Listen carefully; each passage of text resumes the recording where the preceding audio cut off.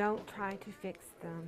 They're not broke. The St. Mary's Applied Behavior Center has been helping children like 16-year-old Peyton for a decade now. Peyton, who has autism, is a 4-year resident and came to St. Mary's from Walker, Louisiana. When you love someone, it's very difficult to leave them somewhere in someone else's care.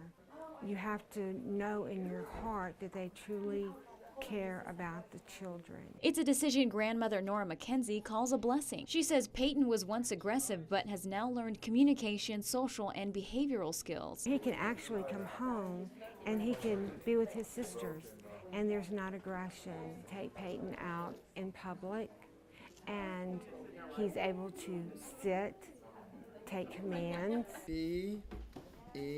Why? The complexity of autism makes simple things like spelling a name a treasure in the eyes of people like Nora. Interim Administrator Christy Guillot says the mission of St. Mary's is to enrich the lives of their residents and their families. Have conversations with their children that they couldn't have before. Those are things that we take for granted in our everyday lives, but for many people, it's just not a reality. So to be able to teach children those skills that enable them to live a more normal and fulfilling life, it's touching to us. He asked, St. Mary's, so we know that's our cue to take him home. In Alexandria, Lydia Magallanes for News Channel 5, your local station.